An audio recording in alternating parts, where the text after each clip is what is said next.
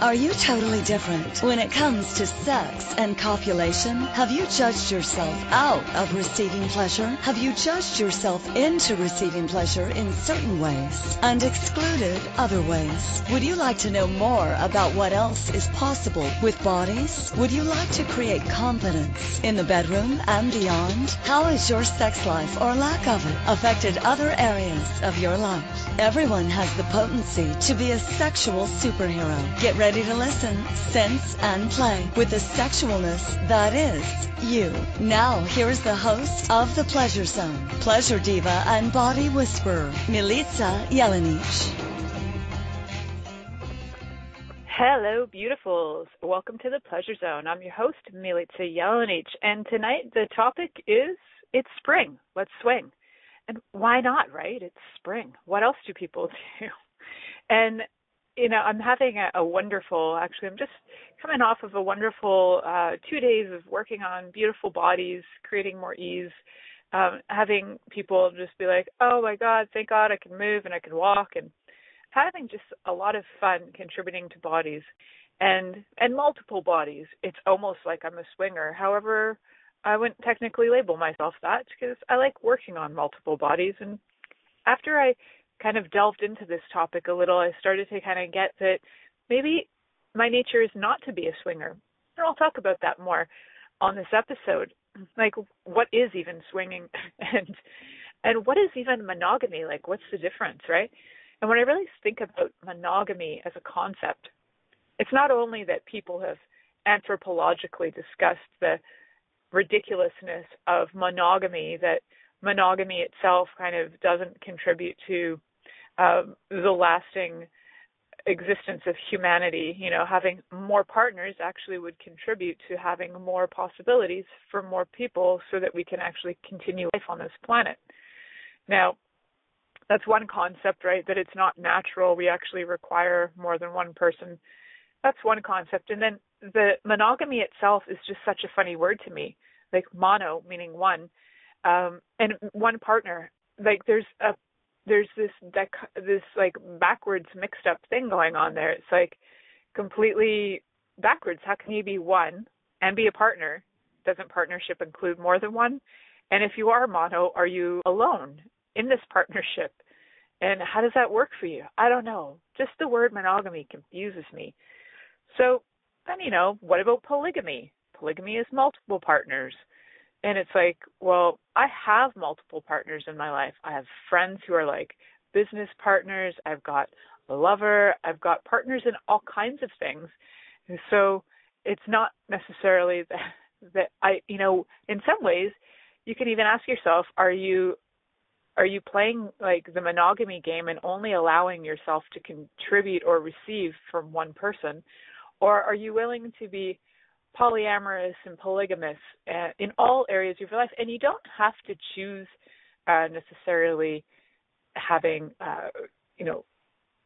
intercourse with many people. It's just the concept of actually receiving from multiple people simultaneously. So for the people so this is like, you know, aside from discussing the possibilities of masses of pile-ups of naked bodies rising in orgasmic fun, that is a whole other possibility for not just polygamy, swinging, that kind of thing. It is really, truly, like, are you willing to receive from more than one body? And I kind of talked about this a couple of weeks ago in my my show that was called Is Three Company or Is Three a Crowd? And, you know, it's for me really important to ask a lot of questions in whether you're choosing one partner or whether you're choosing multiple partners, asking a lot of questions about whether this actually will contribute to your life and the life that you would like to have, and to your body, because essentially your body is the one that's having all the action and satisfaction, hopefully. So please consider, you know, conversations with your body, with all of that. And, you know, play with does monogamy actually work for you? Is monogamy something that you're choosing based on constructs of this reality? Is monogamy something that you're choosing because religion told you that was the right way? Is monogamy something that you're choosing because you feel like that it's unkind to receive from more than one person? And are you choosing monogamy in one area and choosing polygamy in other areas? So what if you don't have to be, you could be a monogamous polygamist if you like. Why not? What else is possible? So what if you do have in one area possibly in your, say, your love life or your sex life, you're receiving from one person, and then possibly in your business life, you're consciously and aware that you're receiving from multiple people. So it's not that they're one and exclusive. It's to look at if you've actually labeled yourself as monogamous, and then you look at the areas of your life where you've stopped receiving, maybe financially, maybe you're in a business where you have people coming into a shop and you only seem to have one at a time. You know, if you've labeled yourself as monogamous and you can only receive from one person at a time, then you've actually decided and concluded that you can only receive from one person at a time, and that's what will show up for you. So if you have the awareness that your body likes to have sexual relations, have intercourse with one body, and is willing to receive from multiple bodies, that's totally different, right? And the funny thing about swingers is not necessarily that they're actually receiving from multiple bodies. They might not be receiving at all, actually. Just because they're having sex doesn't mean that they're receiving. It's just like if you go running with one person or you go running in a marathon with thousands of people, that doesn't mean that, you know, it's somehow that it's different, right? So it's like if you're going to have sex with one person or you're going to have sex with tons of people, you can either be receiving them or you might not. So something to play with is to ask yourself whether, sorry, I got a little cough. Ask yourself, is it fun for you to be in large crowds with lots of bodies? You know, and you'll know this. You'll know if you're a person who likes lots of bodies and enjoys being in spaces with lots of bodies, naked or not naked. And a good way to start this is to actually play with the idea of, like, do you like being in crowds? Do you like being in the middle of a crowd with lots of people whose bodies are touching your body? And if you like that, then you can take it to the next step and go, okay, so would my body like to be in a crowd with half the body's naked and half the body's clothed? Your body might like that. And then you can take it a step further. Would your body like to be in a crowd where you're naked and everybody else is naked and everybody's bodies are rubbing up against each other? So this might even still be attractive. And now we take it another step further, where you can start to ask, okay, body, would you like to have, you know, multiple bodies touching your body in a way to stimulate it to be orgasmic? And you might actually not even require the touching. You might be in a crowd with lots of people naked and you're already having an orgasm because the whole thing's very exciting for you. And you might be the kind of person who couldn't handle it. And neither is right or wrong. I'm just getting you to ask some questions to see that maybe you might actually be secretly somebody who's interested in swinging. And you might think that you're somebody who would be interested in swinging because you think you're really open to everything. And you might still be open to everything, you just might not choose it. But, you know, you start to go, okay, well, would I enjoy that? And your body might be like, yeah, no, I don't actually enjoy it. So just some things to play with to give you more awareness. You know, you might actually be a closet swinger polygamist for all you know.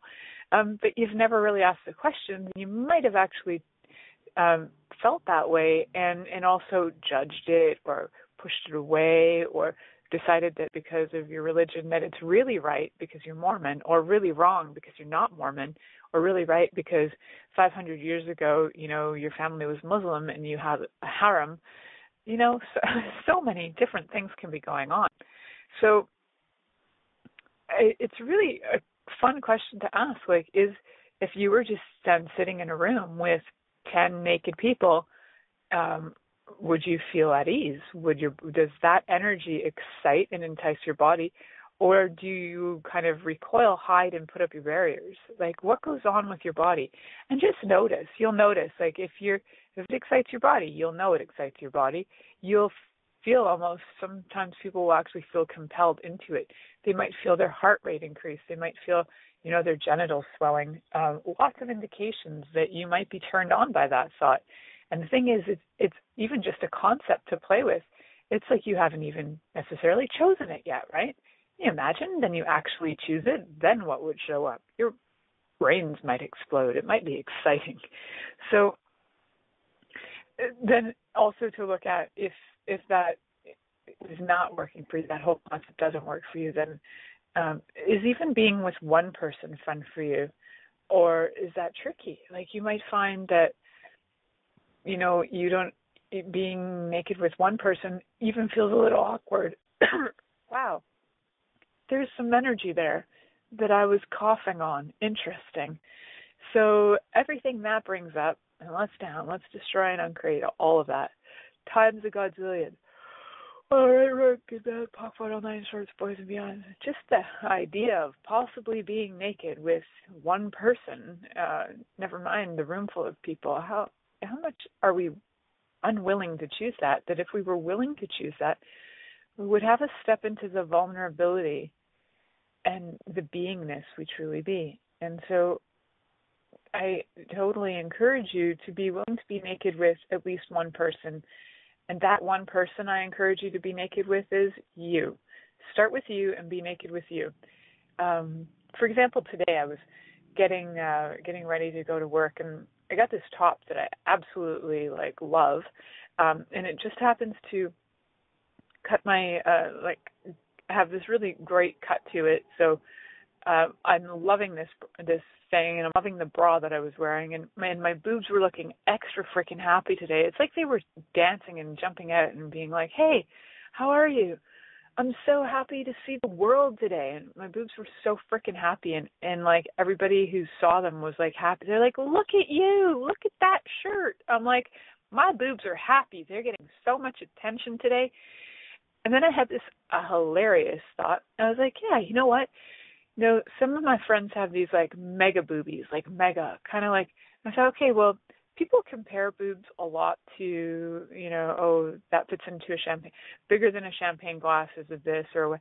And it always kind of irked me when people would say, don't worry, more than a handful's a waist, more than a mouthful's a waist, more. I was like, a waist? How can you say that? How can you say that somebody's boobs are a waist? They're not. But what I like to think of is more like some of my friends have these awesomely giant boobs, and I'm like, well, their boobs are like a buffet. You go in, there's so much there. It's like, wow, there's so many great things to choose from. Those boobies are a buffet. And I was like, well, if their boobies are a buffet, what are mine? And I was kind of getting that my boobies are more like French cuisine. They're smaller portions. They're just a little bit more delicate, a little bit more on the French cuisine side. So it kind of got me into a place where I was kind of looking at my body different and really enjoying looking at my body today. And I have days like that, and sometimes it's the clothes. Sometimes the clothes totally get me going in a way more than even being clothed would get me going.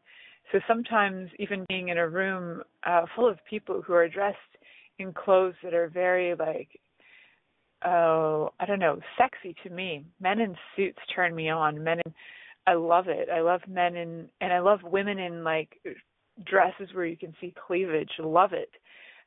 Even if cleavage is like mine and it's like French cuisine, I love it. It's just awesome. And parts that show off all your bits and crevices and everything. I love it. And so for me, I don't even necessarily have to be naked in the room filled with people to kind of get the same energy as somebody might think they need to get by going into a swingers party, a swingers club, or just a massive orgy undefined as swingers. So there's there's some things to consider. Like, you might actually really like bodies, and you might not even require being naked or copulating with a whole room full of them to receive all the sexy yumminess from all of them, and to walk away feeling totally blissed out, orgasmic, and fulfilled. And I think I actually get that I can receive more from bodies that don't have judgment, period. Like, who doesn't? And sometimes when the clothes come off, people start to go into a lot of judgments of themselves. They might go into judgments of other bodies, body sizes, that sort of thing.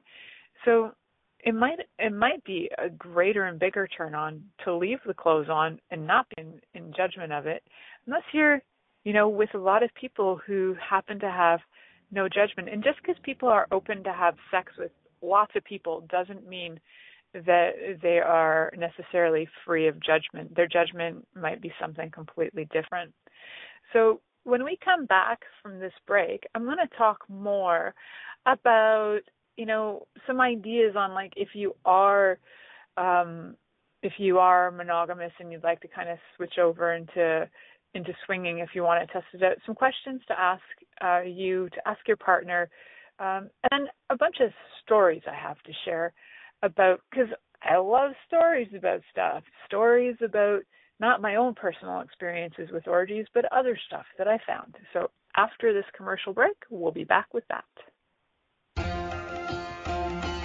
Many of us have created a lot of limitations around sex and what we are willing to choose. What else is possible beyond what we have already seen, heard, or thought of?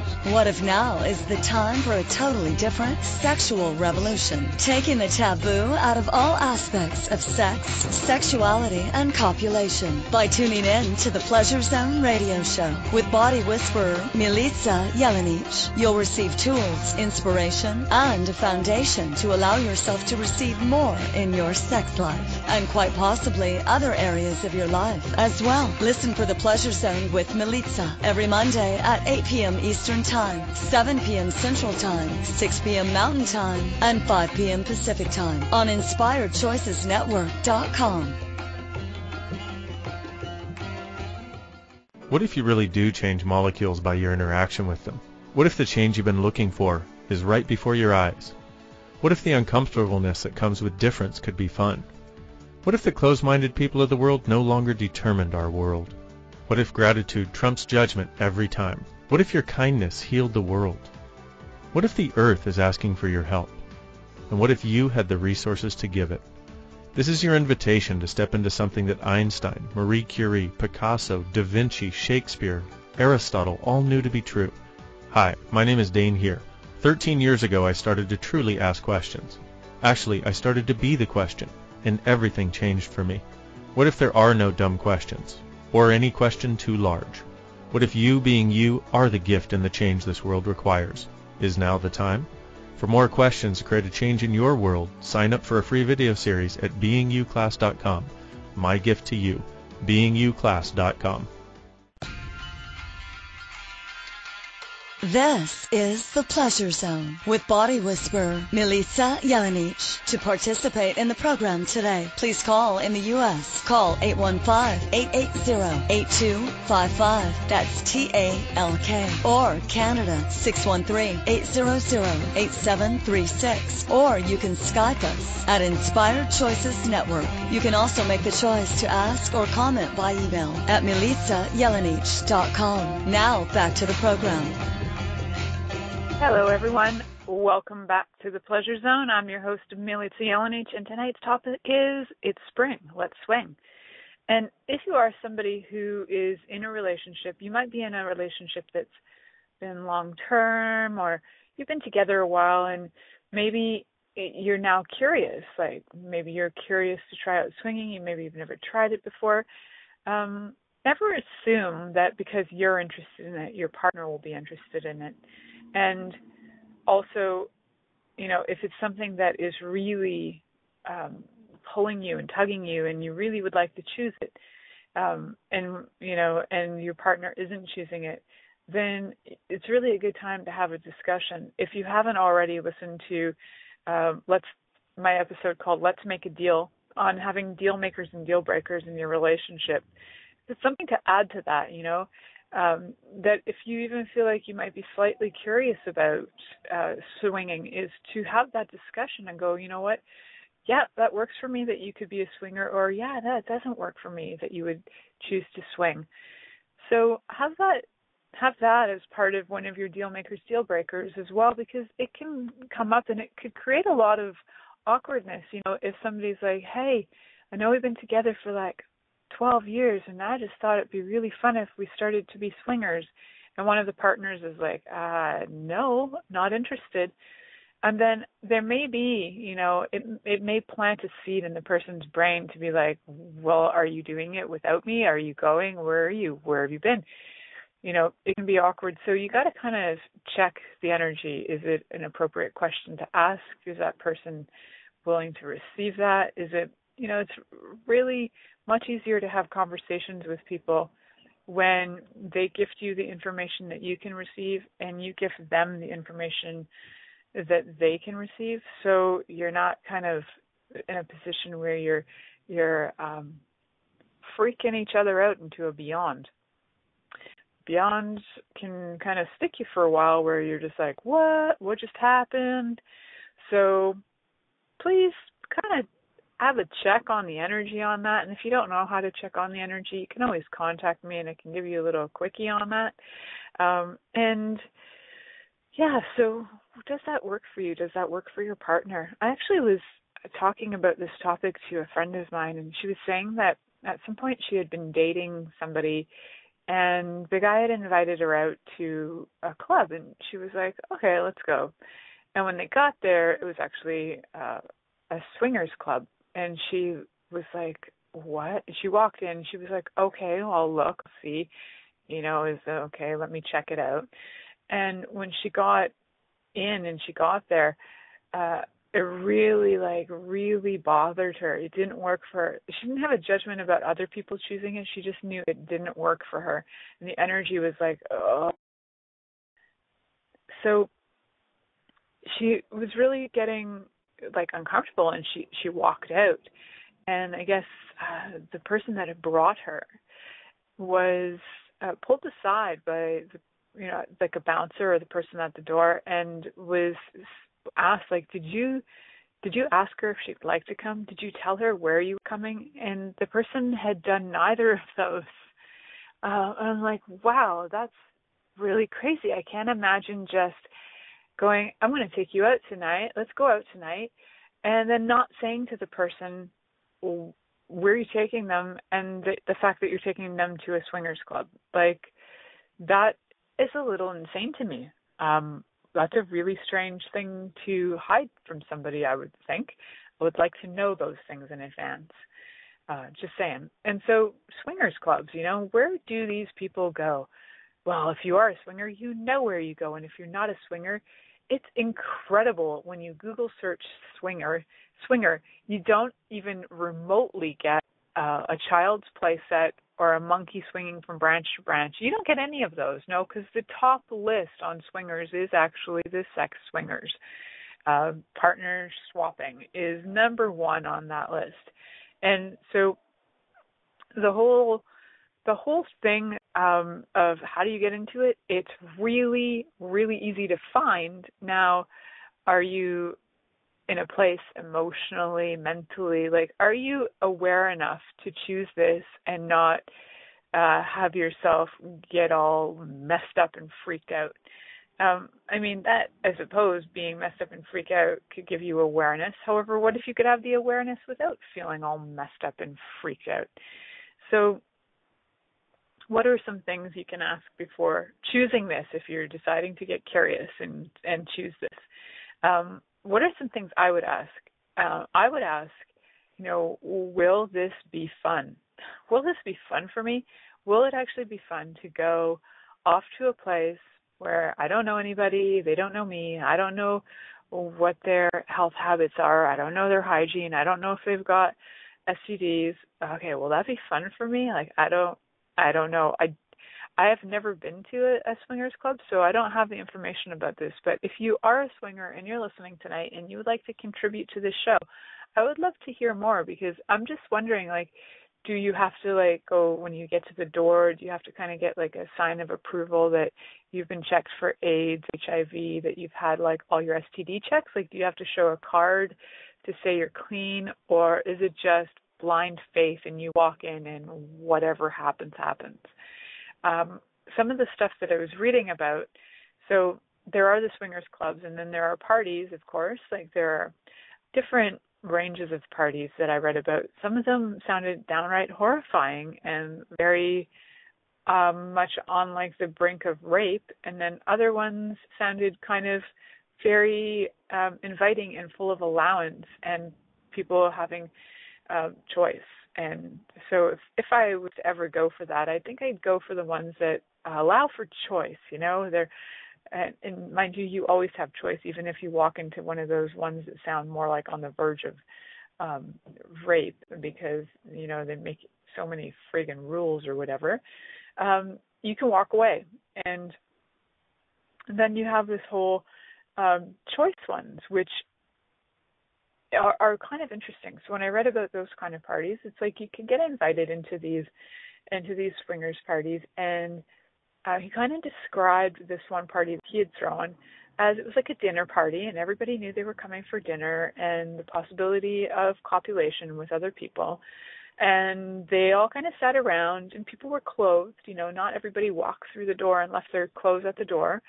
And there was kind of like separate rooms off to the side. So apparently at some point in the night, it's like people started to get naked, casually fun, and then in these separate rooms, people are invited completely and fully. He kind of described it as people were like in the middle of sex or copulation or whatever. They're in the middle of it, and they might notice something like across the room perks their interest. Maybe somebody's gifting oral, and it's like a wow moment, and people literally stop in like the middle of whatever their action is.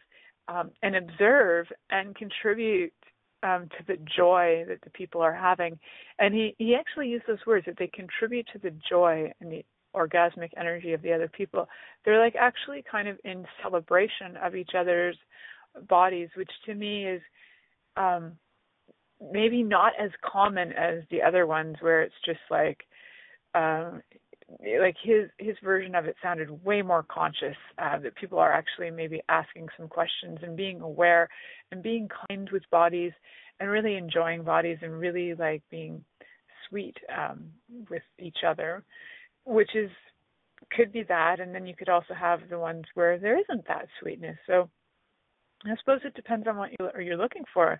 I know some people actually do enjoy not having the sweetness. They actually enjoy having people be cruel to them, and whatever floats your boat. I don't have a point of view about it. For me personally, if I were to ever choose it, I would probably be the voyeur in the corner, enjoying other people enjoy each other.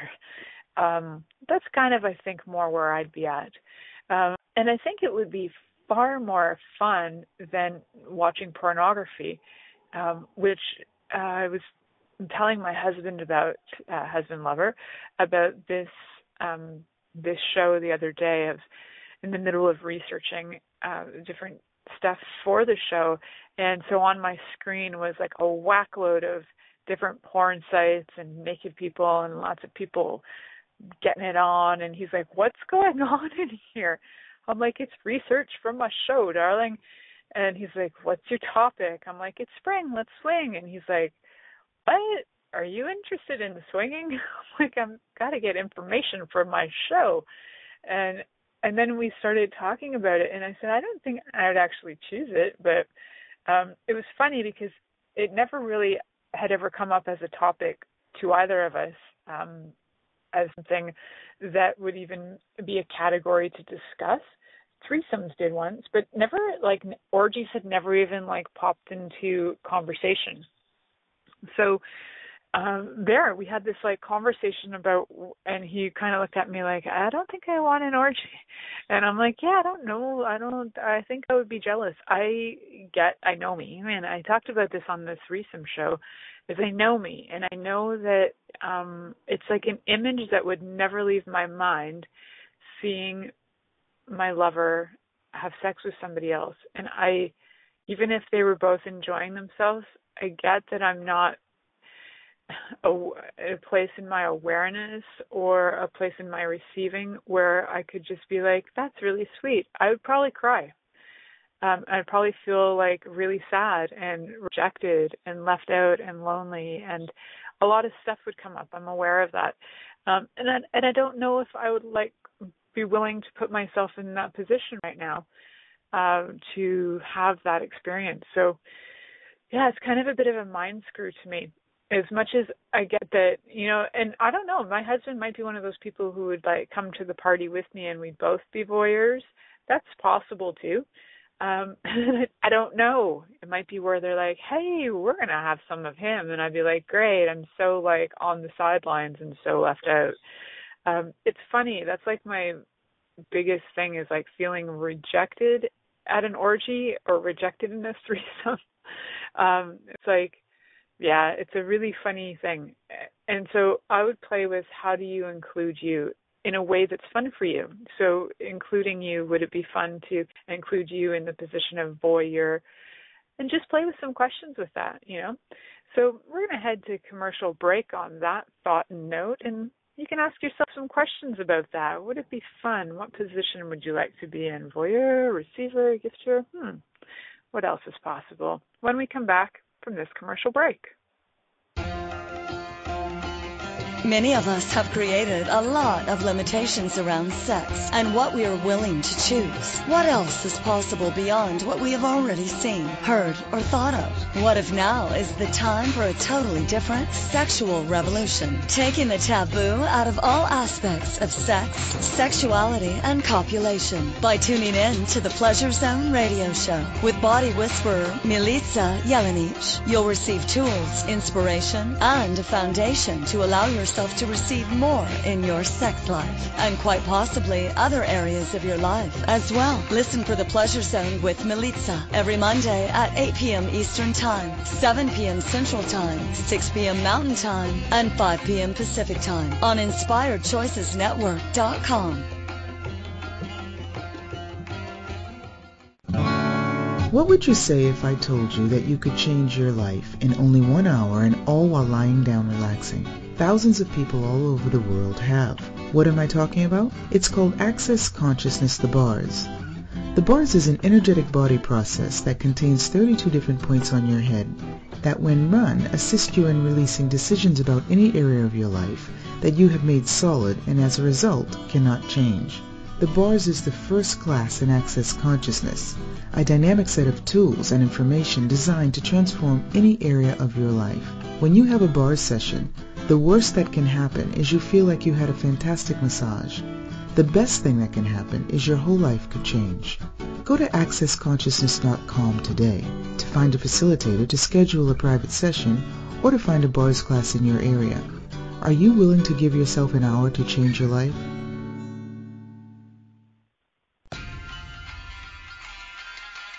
This is the Pleasure Zone with body whisperer Milica Jelenic. To participate in the program today, please call in the U.S. Call 815-880-8255. That's TALK. Or Canada 613-800-8736. Or you can Skype us at Inspired Choices Network. You can also make the choice to ask or comment by email at milicajelenic.com. Now back to the program.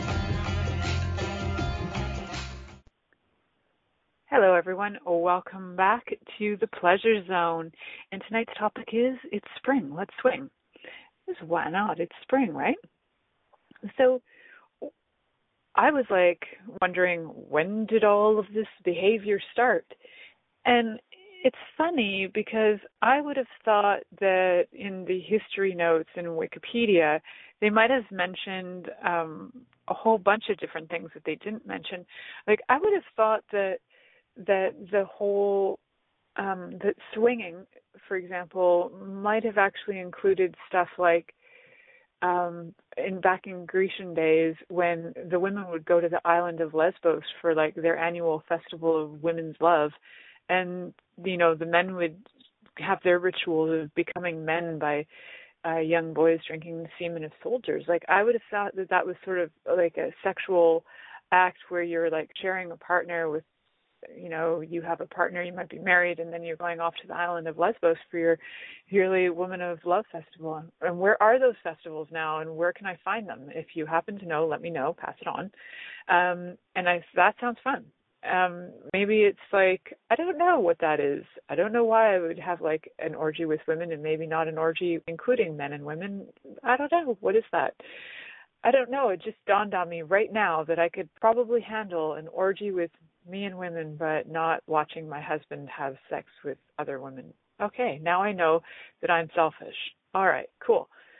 And so, yeah, I thought, well, maybe like, what up? How come this whole stuff with the Greeks doesn't show up? But I guess it's a different kind of category. That category would be groups of people, and I would think Roman orgies would have been another one. And I would think that it wasn't just Eurocentric. I would think there have been cultures around the world where just to propagate people and to have a thriving community, especially where there's been war and, the young men have gone off to war and you've now killed off half your population, or your young Amazonian tribal women have gone off to war and you've killed off half your women. I would think in those kind of communities that there would have been more of a calling for multiple partners so that you could actually have a sustainable society. So I don't know that wife swapping is really that new, and I don't even think that it's as new as the 16th century like Wikipedia says it is. I would think it would go way back, really way back. My awareness is that it goes way back because it was required. Wife swapping was required.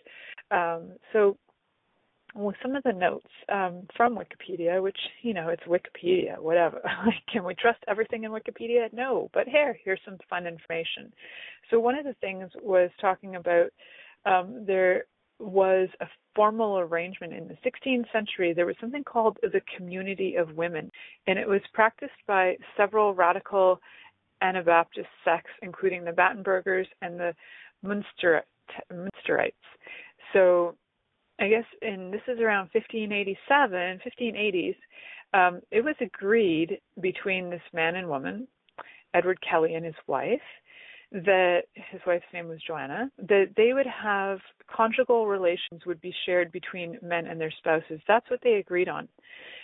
It actually arose following seances. Apparently, they were having seances and the family, the Kellys, the different families involved in this, were being told by different spirit guides to have swap wives.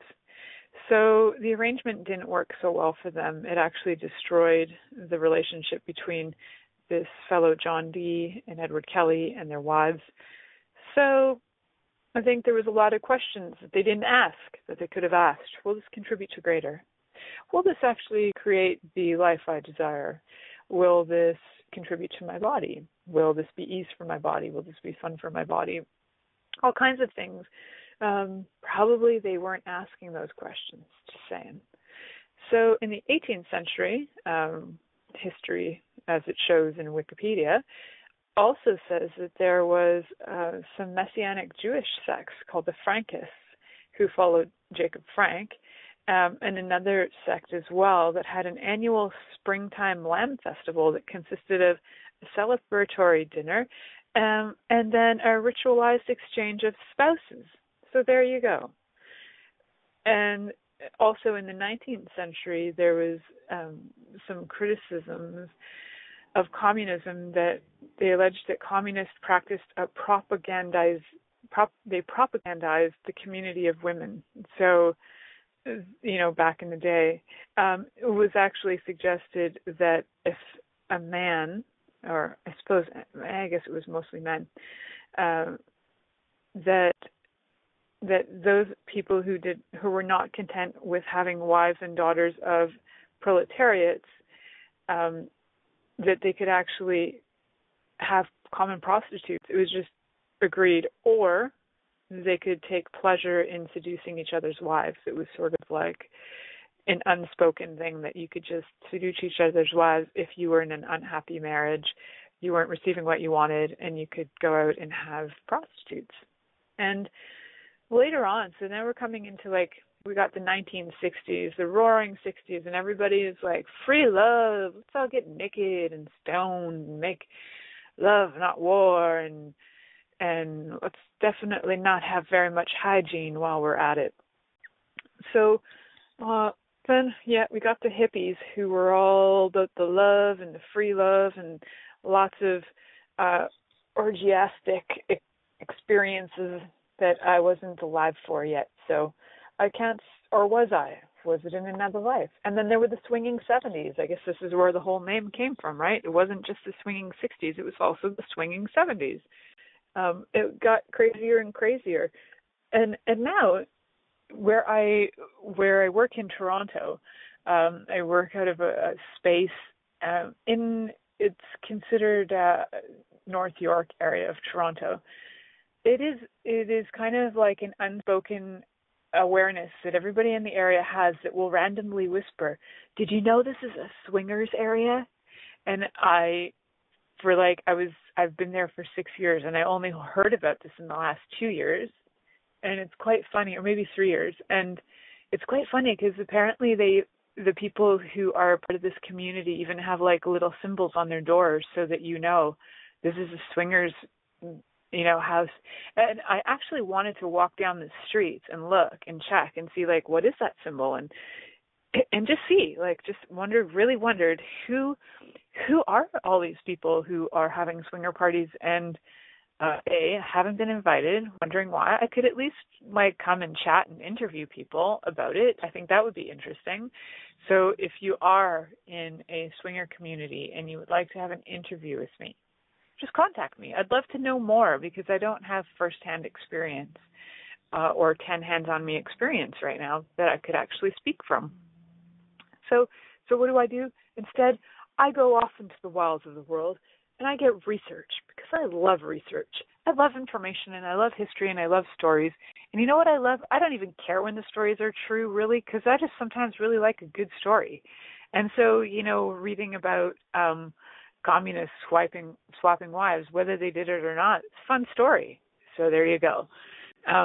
What are facts anyway? I actually, as I was looking at this show, started to wonder, like, this is Wikipedia information. I started judging it, going, it's just Wikipedia. That's probably just crap. And then I was like, well, really, like, what if I got it out of the library and I could reference a book? Would that make it more valid? And I was like, well, no, it actually wouldn't, because that's just somebody's information that they got from somewhere else that somebody at some point either invented, witnessed, or reworded. So really, is any of history accurate? Not so much. We get bits and pieces of it, so you got to follow your awareness on it and check, is that true? And that's just a side note about history. But when I share history and cultural things with you on this show, it's mostly because I find the stories interesting. I don't necessarily care if they're factual. So lots of cultures in the world have had lots of sharing. We have the whole thing in like the Arabic culture, pre-Islamic Arabic culture, and I think even post-Islamic, I'm not sure. I don't have info on that, but where husbands were allowed to have many wives. Actually, that was more like the harems, and I'm thinking that's what I was thinking this was going to be a reference to the harems, but this is actually more of a reference to the husbands would allow their wives to live with men of distinction to produce noble offspring. And it was just assumed that the husband then would raise the child as if it's his own. And then after that, after the arrival of Islam, the practice was forbidden. It was considered a form of adultery. However, ironically, that is also when the people were starting to choose to have harems, and the men could have many women. So that somehow isn't adultery. I'm so confused by people and what bullshit they put out there. Okay. So, and then there was also, there's cultures all around the world who have had wife swapping as part of their as part of their history, as part of their culture. One of the funny stories that I read is about, and because the Inuit are from Canada, I will talk about them because I love my Inuit friends. And for the Inuit people, wife trading has often been reported and commented on as temporary wife lending was apparently something people did on a few occasions. And the occasions would have been as a magical right to achieve better weather for hunting expeditions. So it's like, hey, dude, if you sleep with my wife, maybe we're going to get sun during the hunting season. I like that in theory. I like where they're coming from. You know, does the sun really shine out of your ass or does it shine out of your vagina? Maybe they know something. And then the next one was, as a regular feature of, they had something called a bladder festival. And I didn't really read up on that, but I was like, what is a bladder festival? It sounds like a giant pee fest, and I'm not sure. And the next one was, now this one is my favorite. One reason why an Inuit man would share his wife is that if another man was visiting unaccompanied by his wife, under the promise, so there's two dudes, dude with the wife, dude visiting that has a wife. Dude visiting that has a wife could sleep with dude's wife under the circumstance that dude with the wife that he's staying with would promise to, if he was going to visit, that he could have sex with that guy's wife. So it was like almost like, hey, while you're away on holidays, I get that you need somewhere to put your splooge. Please don't put it in my igloo, but you can put it in my wife. And because I own her and she's material and she doesn't have choice, I'm not even going to ask her. She's just yours. I'm like, what's a what? Interesting and crazy, my point of view. And I guess it worked for them because they did it for a long time. Very interesting to me. Yeah, wife sharing. Apparently a very cool thing for the Inuit. I don't know. Okay, what are you guys aware of? Interesting stuff.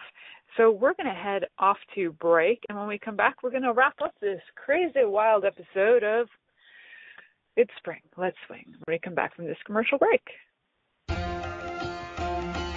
Many of us have created a lot of limitations around sex and what we are willing to choose. What else is possible beyond what we have already seen, heard, or thought of? What if now is the time for a totally different sexual revolution, taking the taboo out of all aspects of sex, sexuality, and copulation by tuning in to the Pleasure Zone radio show with body whisperer Milica Jelenic. You'll receive tools, inspiration, and a foundation to allow yourself to receive more in your sex life and quite possibly other areas of your life as well. Listen for the Pleasure Zone with Milica every Monday at 8 p.m. Eastern Time, 7 p.m. Central Time, 6 p.m. Mountain Time, and 5 p.m. Pacific Time on InspiredChoicesNetwork.com.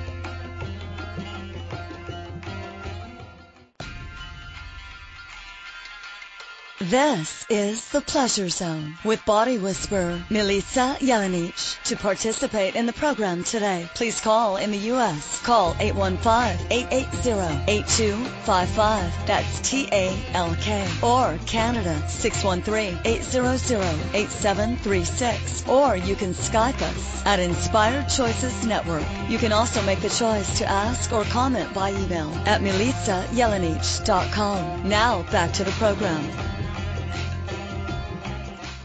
Hi, everyone. Welcome back to the Pleasure Zone. This is Milica Jelenic, and today's topic has been, it's spring. Let's swing.